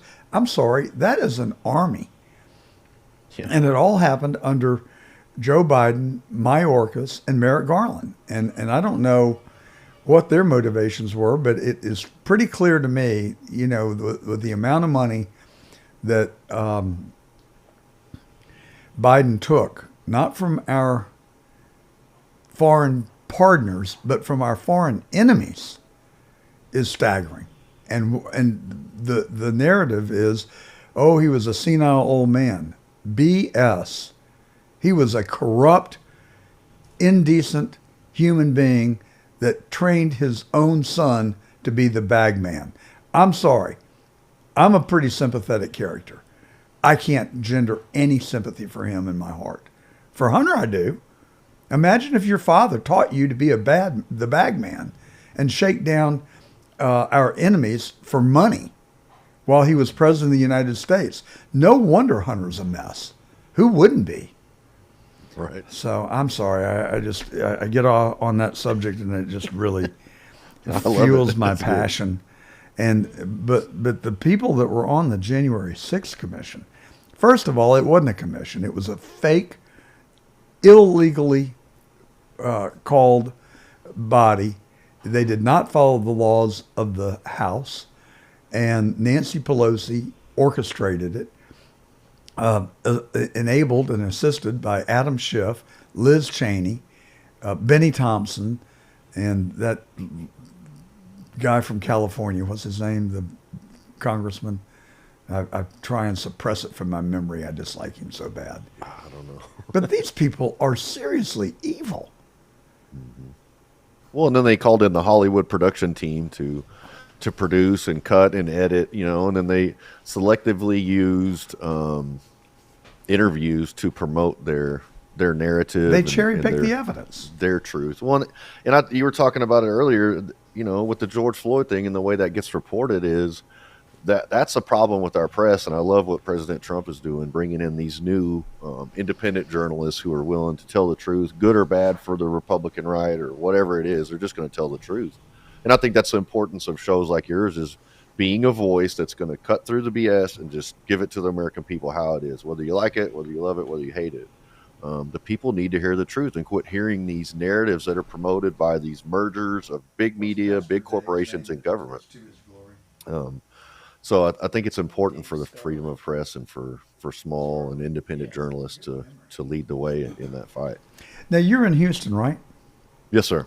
Did you go to Pastor Dave Scarlett's symposium last weekend? I did not. Do you know who I'm talking about? No, I haven't. Well, he has a haven't heard of it. ministry outside of Houston called To His Glory, and he had a weekend retreat, and supposedly there were going to be 100 or more J6 prisoners attend. I did hear about that. I take that back. I did hear it was in. I believe it was in.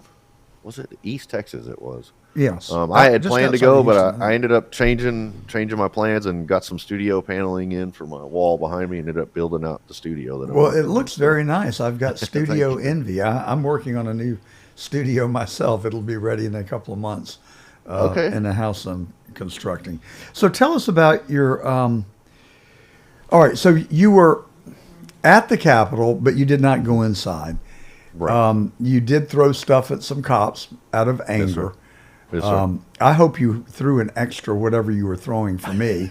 I don't know how I would have contained myself if I saw people being. It's one thing if they wanted to arrest Roseanne Boland, there were certainly ample policemen there to put her in handcuffs and drag her away. Ditto for Ashley Babbitt.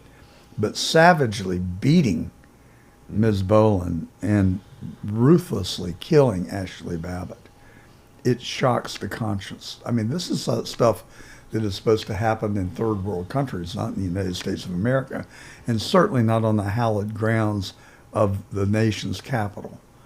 And No, and you look. There was actually 4 deaths that day. It was Roseanne Boylan, Ashley Babbitt, Benjamin Phillips, and Kevin Greason. But let the media tell it. And 15 cops died that day, and another additional 7 to 12 have committed suicide as a result of the events around January 6th. I don't know how they verified that was the case, but let them tell it, and that's the story. And it's a tragedy that the American people still don't really know the names of these people. And it's one of my desires is to have a monument built to honor the fallen of January 6th. and it was Benjamin Phillips, and who was the other gentleman that you mentioned? Kevin Greason. And how did they die? I believe one was struck in the head with a rubber bullet, and maybe the other one had a flashbang go off by his head or his heart or something like that. I think one of them may have had a heart attack. And maybe they weren't able to get the medical attention timely. No. I can't remember. Well, even in Roseanne Boyland's situation, the crowd drug her up to the front of the tunnel. And this is what set off the crowd, really. They pulled her out into the crowd. We're doing CPR, chest compressions on her. Ronald McAbee was doing it. He was in jail with me for a very long time, law enforcement guy. They drug her body up to the front of the police line, hoping that they would take her into the tunnel and back to safety to get some help. Well, this big giant officer walks out to her body and puts his foot on her and tries to roll like a trash can on its side and tries to roll her out into the crowd like she's just a piece of trash. And when he did that, the crowd erupted. Like there was things came flying from every direction, and that's whenever I got into the middle of all of it. But I don't blame you. just the disrespect, blame you. and law enforcement, like just because you wear a badge, like doesn't mean that you're going to make the right decision all the time. And I understand that, but we expect them to be the professionals on scene, on the ground, to protect and serve the citizens, not a building, not a ideology, but to make sure that the citizens are safe and protected. And that was not the case on January 6th, unfortunately. Had you ever committed a crime previously prior to January 6th? I have been in a lot of trouble. I gave my life to Christ in 2016. I found out I was adopted when I was 13 and had a really, really hard time accepting that, and set out creating this persona of what I thought a man was, and turned my back on school and started running away from home. And I really had a hard time with the idea that my biological mom could just throw me away like that. I know it's kind of an immature way to look at it, but I don't think so. I lived in that anger for many, many years. Natural reaction. Then at the age of 20, my adopted mom had married this guy who was an alcoholic and abusive, and he went to jail twice for beating her, came home one night, threatened to kill me. Ended up, he shot at me with a 20 gauge shotgun and missed, and I ended up shooting him 11 times with a 9mm. Killed him. I was no billed by a grand jury, found not guilty of all charges, but like I had an identity crisis as a teenager, and then killed my own stepdad at the age of 20, and it really, really sent me down a dark path. And I couldn't accept or deal with the fact that I had taken a human life, and it really, really bothered me. Somebody that I had lived with for a year, somebody who was a Vietnam War hero, somebody who was a son, who I knew his son as well. And so I turned to drugs and alcohol to numb that chaos that I had in my spirit and in my heart. And that led me down a path of drugs and alcohol and strip clubs and women, and trying to fill everything, this hole that I had in my heart that I didn't know at the time, but it's a Jesus-shaped hole in my heart. And finally in 2016, after 3 trips to prison as an adult, and my adopted mom had passed away, Jesus met me in that at the end of my rope down there in that cold, lonely, dark cell, at a prison event. That's actually why I'm here in Houston. I'm a part of a prison ministry called Charm Prison Ministry, but they were at the prison that day that I gave my life to Christ. And I thank God that he salvaged my destiny from busting the gates of hell wide open. And so I haven't looked back since then, but I do have a very checkered past. It's an interesting story. And I'm thankful that I got to live through all that. I'm not thankful for all the crimes I committed and stuff like that, but I am thankful that,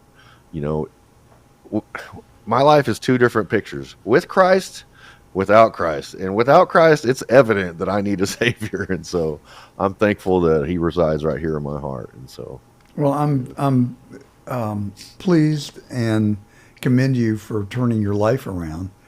And I appreciate you sharing the story with us. I'm sure that is difficult to do. It would be like ripping off a scab, I would think, and causes you to relive some pretty tough memories. So thank you for doing that.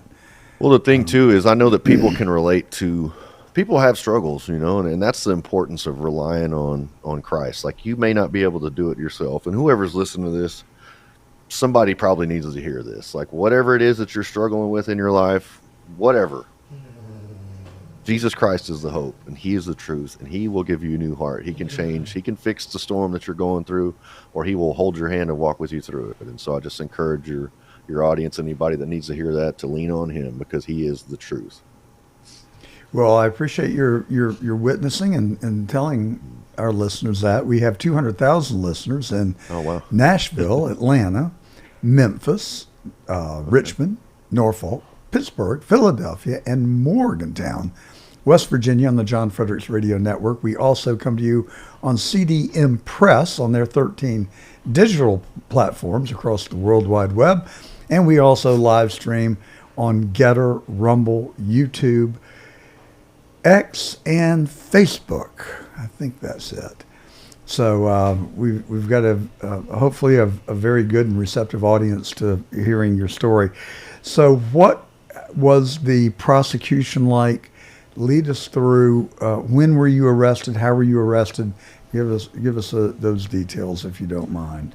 Yeah, I was arrested March 5th, about a little over, or I guess a little under, 1 day under 2 months from January the 6th here in Houston. They came with the FBI and Houston SWAT. They sent the head of the Joint Terrorism Task Force to arrest me because they had labeled me as a Tier 1 anti-government extremist. And granted, Tier 1 is Timothy McVeigh, Bin Laden, Ted Kaczynski, of that ilk. And I don't think throwing sticks at police officers would merit that. But they did. They came in, full bore, and arrested me March 5th.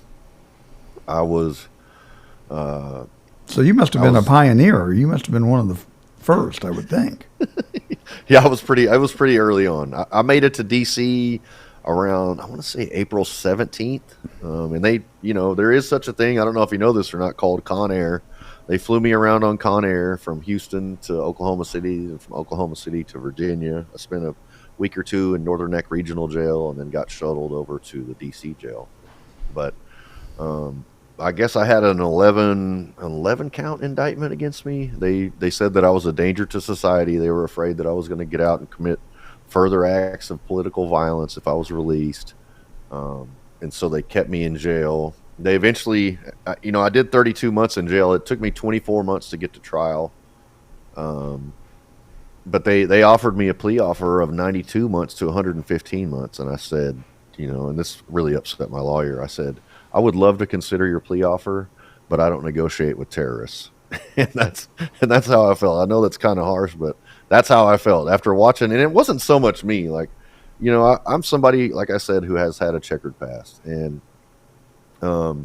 it really bothered me, the caliber of men that I was with in the DC jail. I'm talking Jeff McKillop, Green Beret, Jessica Watkins, Robert Morris, 82nd Airborne Army Infantry Rangers, ton of Marines, Ryan Nichols, James McGrew, all these people that I know. These are people, law enforcement, prison guards. These people are Thomas Webster, Daniel Caldwell, Marines, also served in the NYPD for 30 years. Like, these people have lived honorable lives and led honorable careers.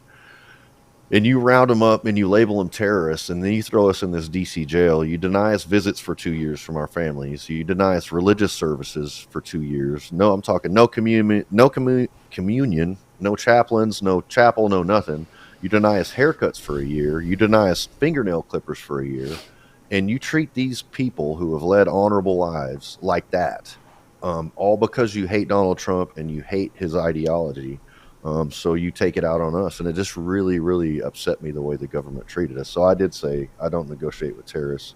They superseded me as a result of that, charged me with the 1512, which the Supreme Court would later throw out.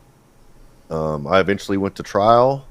I would say I requested a bench trial, which was trial by judge, because I recognized the bias of the jury in D.C. with 97% of the people voting for Joe Biden. I didn't feel like I could get a fair jury, so I requested a bench trial from Judge Mehta. He denied me that bench trial. He denied you a bench trial? He did. He denied me a bench trial. He insisted that you be tried by the a jury. Government, and the government stipulated, the prosecution said we'll give him that right, and we requested it, and the judge denied it. So we selected a jury. It was a week-long trial, and it took them 3 days to come back with a decision. And they found me guilty on all counts. The judge threw out one count, and they sentenced me to 86 months. I got to tell my life story at the sentencing hearing, and I will give Judge Mehta that. He did have compassion on me for the things that I endured in my life, and he did show some mercy there. But 86 months is 7 years. They were asking for 223 months, which is almost 20 years. So, the prosecutor said, he's one of the worst of the worst, Your Honor. And the judge said, I've had about 8 January 6 trials, and you guys say that every one of them is the worst of the worst. So who really is the worst of the worst? And it kind of showed how the prosecution had discredited themselves on the just extreme prosecution and weaponization of what they were doing. It was more political than it was tangible offenses that they were pursuing. So life in the DC prison was really tough, it sounds. The treatment was rough. The upside of that was they had all the January 6 people together, and that was such a special thing. Sorry, I get emotional. I will never forget those men. It was an honor to suffer with those people, and I have many brothers from there that I'll never forget. And so we got to do life together for almost 3 years in the DC jail under duress and under suffering, but we had each other and we made the most of it. I'll assure you that. It's hard to imagine, and you seem to have such a good spirit about you, Shane. I don't detect bitterness or resentment. I mean, you've just sort of given us a factual recount, and I'm not sure that I could be that big of a person, frankly. I think I probably would have already used some expletives and said what I really thought about His Honor, Judge Meadow. Well, I give Christ the credit for that, because he said they did this to me. How much more will they do it unto you? And I believe we were standing up, like your show, for the truth. I still believe the 2020 election was at best manipulated, at worst stolen. No, it wasn't manipulated. It was out and out stolen. I worked with Bob Shealy and Charles Bundren in Atlanta on a case called Jefferson Satir and Purdue eventually against the Fulton Board of Elections. I have seen the evidence. I have played devil's advocate with our expert witnesses. I have interviewed eyewitnesses, Susie Voiles, Scott Hall, Bridget Thorne, who testified and under oath gave affidavits saying that they saw approximately 20,000 untouched absentee ballots, all filled out identically, that did not appear to have been touched by the human hand, and they were in the State Farm tabulating center. We can see on camera the ladies in the tabulating center that put the same stack of 100 ballots back through the tabulators multiple times. In one case, 32 times. Mr. Shealy hired a group of interns that went through every ballot on the Secretary of State's website, and they were able to come up with 3,200 obviously duplicate ballots. I mean, I just don't know. I mean, I love our country, and I do worry so much about it, because it seems like the bad guys get a pass. And I was having this conversation with some pretty prominent Republicans just this week over dinner, and we just don't fight like these people do. And we follow the law, and we follow the Constitution. And I also think we follow the law of God in the way that we represent ourselves. And these people just play out and out dirty. And one of the people said, well, they just play for keeps. And I said, no, that's letting them off way too lightly. It's not playing for keeps. It's playing just vile evilness and destroying our country in the process.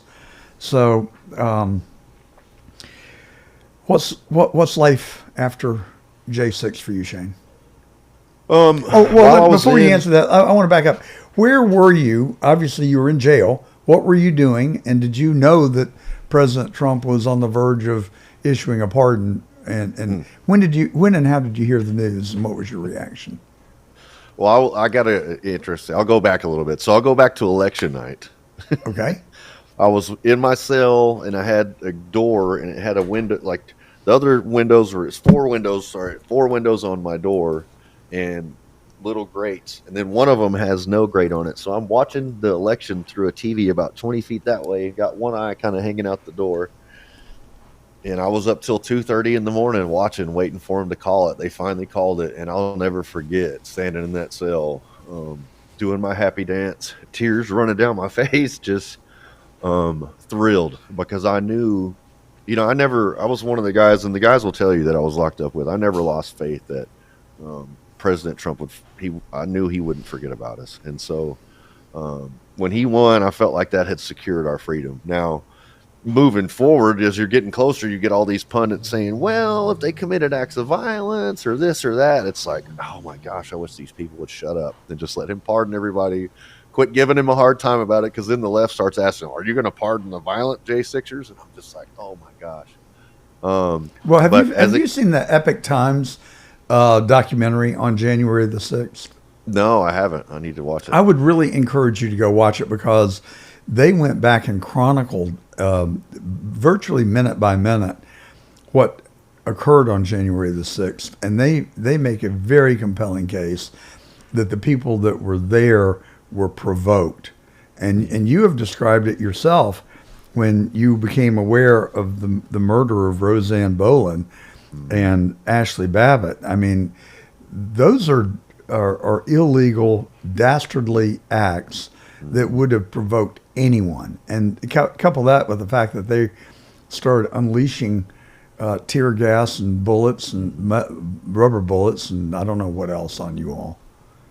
Well, and so what's interesting is remember I told you we went to Starbucks and I went to the hotel. So I was actually late to getting to the Capitol. And the MO of the police. I bet you wish the line had been longer at Starbucks.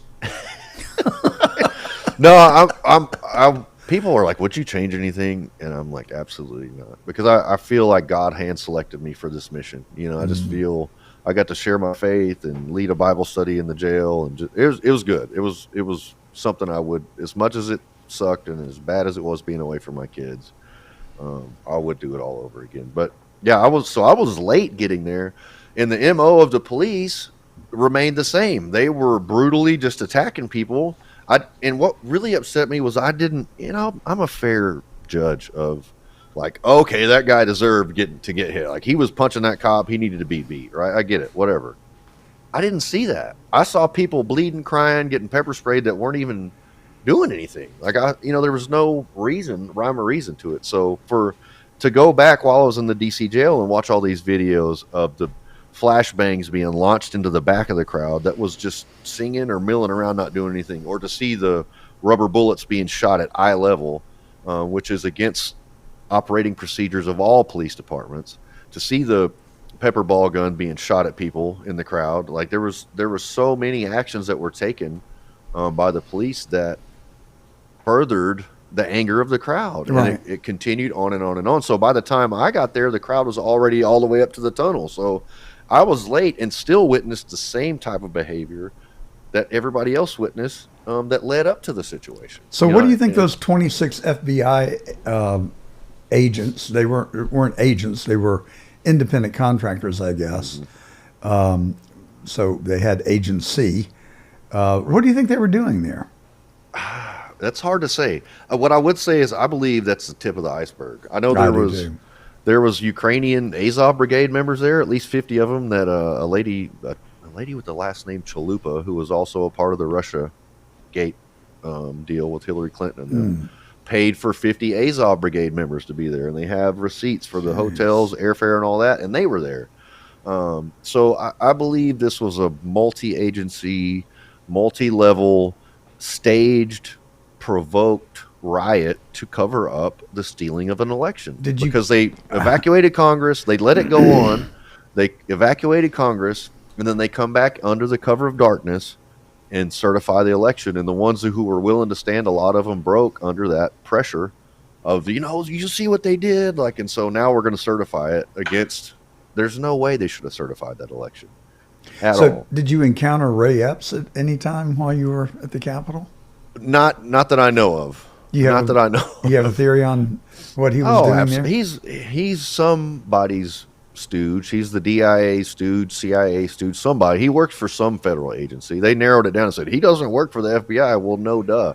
He probably works for CIA, DIA, NSA, Homeland Security, whatever it is. He works for one of them. Well, I asked Jim Jordan point blank in person why he had not subpoenaed Ray Epps and his bank records so we could find out whose payroll he was on Yeah. on January the 6th, 2021.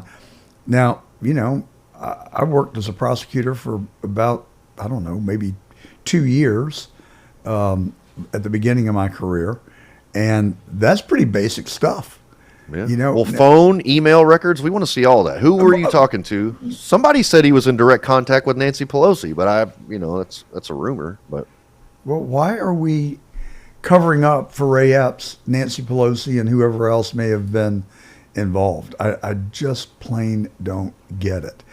And I think that's why the American people it came in droves to vote for Trump, is because we demand accountability from this federal government, which I maintain every Saturday, have maintained and continue to for the last 3 years, that this federal government is rotten to its core, and it needs to be exposed. All the secrets need to come out. We're dancing around who killed JFK. That nobody in power, including Donald Trump, that I've seen, has said that the CIA killed Kennedy. I mean, where is the accountability? And I'd like to know who killed Robert Kennedy, and I'd like to know who killed Martin Luther King. Absolutely. And if the facts lead to the conclusions that we've been told for the last 60 years, then so be it. But what if they don't? And who was Michael Epstein, or Michael Epstein, Michael Epstein. Jeffrey. Right? Jeffrey Yeah, Epstein. Jeffrey. I always get it wrong. Was Jeffrey Epstein working at the behest of Israel or the CIA?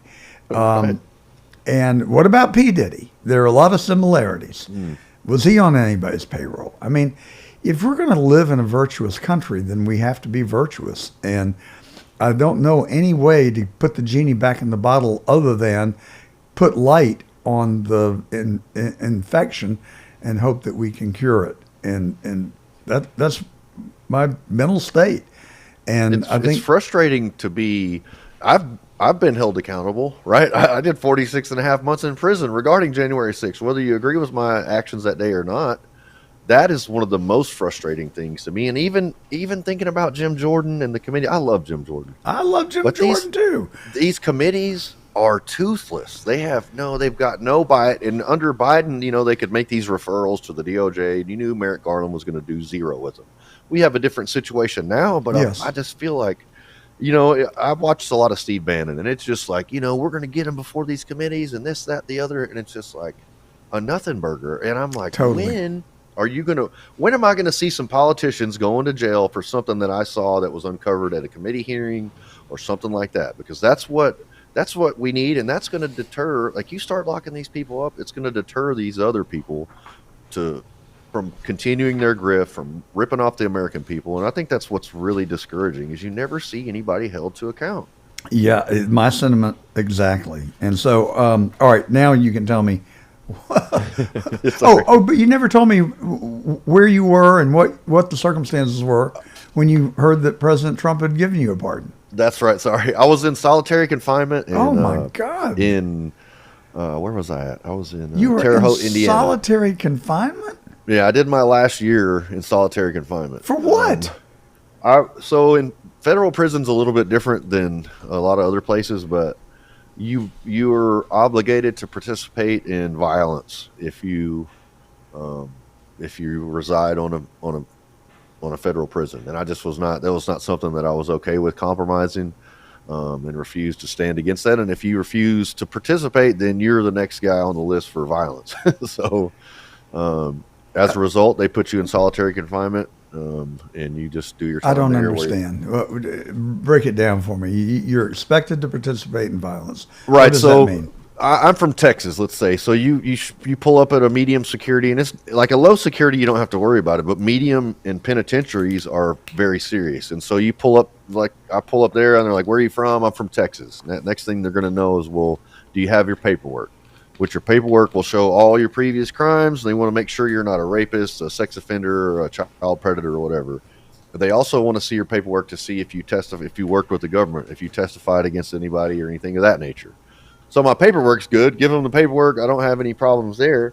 But next thing they tell you is, hey, everybody puts in work. And what they mean is let's say John's got a drug habit on the yard over here, and you run up a drug debt, and now the drug dealers are tired of you running up the debt, so they come to the Texas shot caller and they say, hey, John owes me a bunch of money. He's been giving me the runaround on paying it, and I'm tired of it. I want him gone. And so then now the speaker for the Texas car comes to the new guy, me and Joe Blow, who just got there, showed our paperwork, we're good, but you have to put in work as just a part of cleaning house and taking care of business. And so now on the way to chow, John's unknowingly walking in front of us in the chow line, and me and Joe Blow will just attack you and beat the crap out of you in front of everybody until you have to go until the police make you stop. And you didn't do anything to me. I don't even know you, but that's just how it goes. And sometimes it'll be stabbing, sometimes it'll be, beating them really bad, and that's just how it is. And I was not okay with that and refused to participate. So they put you in solitary confinement. Mm-hmm. And who would give the order to do those deeds? Oh, the shot callers from the cars. And so it's crazy because shot the callers from the what? So it's basically let's say there's 50 guys in the Texas car. Now you might have the South car, which will encompass Florida and all the other southern states, or you might have it's gang cars. It'll be like the Crip car or the whatever it is. And so you'll have a nominated speaker who calls the shots for those groups, and they'll determine who does what, who needs to go, or whatever. And so, but the guards also are aware of this. The guards will also dictate. Sometimes if I piss off a guard, they'll go to my car speaker and be like, hey, Shane's over there causing problems for us as guards, and we don't like it. We want you to take care of it. And then the shot caller will have me assaulted and beaten and removed from that prison as a result. And so the guards will also direct traffic and tell you, hey, we're short of staff during these hours, so we need you to not beat people up during these hours. Do it during these hours and in this area. And I'm just like, what kind of world are we living in here? Oh my gosh, I'm sheltered. I'm learning new vocabulary and learning about how the world really works today. Shane, so you were in solitary confinement. Who delivered the word to you? Well, so yeah, I'm sitting there and I listened to the inauguration. I was extremely concerned about President Trump's safety. Yeah, me too. And that they were going to try to kill him. Yeah, me too. And I listened to the inauguration, and then I heard his inauguration speech, and then I heard him go downstairs, I guess, or to a different area of the Capitol and tell the people, well, there's going to be some very happy January 6th people very soon. And I was like, okay, what is that? He didn't say anything more than that. The crowd went crazy. And then that was at I want to say 2 o'clock. Yep, I think so. Yeah, and then a guard came to my cell door at 6:30 p.m. and he said, Shane, he goes, where were you on January the 6th? And I was like, man, they all knew me. They're like, you know where I was at. I was at the Capitol. And he looks at me and he goes, well, get your stuff. You're getting out of here. And I was like, please don't play with me like that. I thought he was joking. And I was like, please do not play with me like that. Because I was waiting for the call, right? I'm waiting for it to happen. And he said, Jenkins, he goes, get whatever you're taking with you and turn around and get over here and put these handcuffs on. And I was in my cellmate, you have a cellmate back there. And he's like, he jumped down off his bed and he's like, get your stuff and get out of here before they change their mind. And I was like, all right. And so I went to the door, and that was at 6:30 p.m. And they removed me from the prison at 1 a.m. on January 1st, Terre Haute, Indiana. It was 3 degrees outside, snow on the ground. But what a wonderful, surreal, just amazing feeling. And I thank God for President Trump, for him having the courage and the fortitude to not listen to his people saying that, because I'm sure there was a cadre of them saying, don't pardon them, or don't pardon the violent ones, or don't do this or don't do that. But he made a promise and said, I'm going to take care of those people. And he has. And I'm so thankful for that. Well, Shane, I've been doing this program for 3 years. I think I've interviewed probably close to 400 people. This is one of the most fascinating interviews that we've had. And I really thank you for coming on, and I hope that you will keep in touch, and I want to follow your progress. I think you should round up all the J6ers and continue to work on bringing truth, light, and accountability for what was done to you. I don't condone throwing anything at a police officer, but I sure as hell don't think that it warranted a 7-year prison sentence. Yes, sir. And I kind of admire the fact that you did do the things that you did in the name of protesting the death of Roseanne Boland and Ashley Babbitt and the other two gentlemen that you made us aware of, Benjamin Phillips and Kevin, guy got bad handwriting. Greason, Kevin Yeah, Greason. Kevin Greason. All right, well, thank you. I will keep you in my thoughts and say a prayer that you have an easier path to walk in your life now. It sounds like you've certainly picked a good direction, and I commend you for all the above and wish you well. If I can, I'd like to plug my foundation. Please. I started a nonprofit while I was in prison. We are working to put the January Sixers' lives back together with credit repair, health care, and paying for a full funded family vacation for them. And I'm also working on justice reform because I've seen how broken Right. the Federal Bureau of Prisons is. If you can go to standinthegap.foundation is the website. If you want to donate, by all means do. If you can, say a prayer for us, but we would appreciate it. And thank you so much, John, for having me on. It was an honor to be here. Well, thank you so much. And it's Stand in the Gap Foundation. And do you have a website, or is there a place where people Yes, can sir. It's find you? standinthegap.foundation. Oh, okay. That is the website. Okay. Yes, sir. And that's where you can also go to make a donation. Yes, sir. Good. All right. Shane Jenkins, a pardoned January 6th person who spent way too long in prison. And like Shane, I am proud and grateful for President Trump giving them their freedom back. Have a good rest of your weekend, Shane. Thank you, sir. God bless.